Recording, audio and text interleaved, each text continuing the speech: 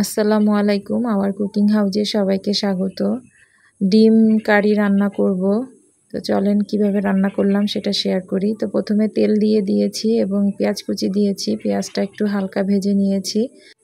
মশলা দিয়ে দিচ্ছি। প্রথমে দিলাম আদা বাটা, রসুন বাটা এবং একটু নারকেল পেস্ট করে নিয়েছি ব্লেন্ডারে, সেটা দিয়েছি।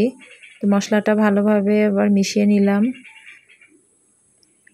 মশলাটা ভালোভাবে নাড়াচাড়া করে দিয়ে দিলাম পেঁয়াজ বাটা। আমি এখানে একটু পেঁয়াজ বাটা ব্যবহার করেছি। আর দিয়ে দিচ্ছি কাজু বাদাম বাটা। কাজু বাদাম ব্লেন্ডারে পেস্ট করে নিয়েছি। মশলাগুলো আবারও ভালোভাবে মিশিয়ে নিচ্ছি। এরপর দিয়ে দিলাম লাল মরিচের গুঁড়ো 1 চামচ, হলুদ গুঁড়ো 1 চামচ, জিরা গুঁড়ো, ধনিয়া গুঁড়ো 1 চামচ করে। তো গুঁড়ো মশলাগুলো আবার ভালোভাবে মিশিয়ে নিচ্ছি। মশলাটা ভালোভাবে কষানোর জন্য অপেক্ষা করব। আর সামান্য পরিমাণ লবণ দিয়েছি, একটু পানি দিয়েছি। ভালোভাবে মশলাটা কষিয়ে নেব। মশলা থেকে তেল ছেড়ে দেওয়া পর্যন্ত ভালোভাবে কষিয়ে নিয়েছি। খুব অল্প সময়ে রান্নাটা শেষ হয়ে যায়। একদম অল্প সময় লাগে, খুব বেশি সময় লাগে না। তবে খেতে কিন্তু বেশ দারুণ লাগে। মশলা কিন্তু বেশ ভালোভাবে কষানো হয়ে গেছে। দেখেন তেলগুলো ছেড়ে দিয়েছে। তো আমি পানি দিয়ে দিচ্ছি এখানে।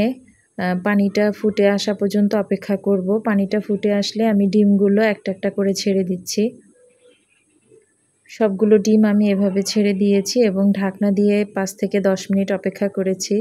এরপর দেখেন ডিমগুলো কিন্তু অলরেডি রান্না হয়ে গেছে। ডিম রান্না করতে, এভাবে রান্না করতে তো সময়ই লাগে না। এটা ডিম পোচ কারি। তো অনেক সময় আমরা খুব সহজে অল্প সময়ে রান্না করতে চাই, তখন কিন্তু এভাবে রান্না করে ফেলতে পারি। তো রান্নাটা কিন্তু শেষ অলমোস্ট। ডিমটা খেতে কিন্তু খুবই ভালো লাগে। রুটি, পরোটা সব কিছুর সাথে খুব ভালো লাগবে এবং ভাতের সাথে সাথে একটু ধনিয়া পাতা দিয়ে দিলাম। তো এই তো আমার রান্না শেষ হয়ে গেছে।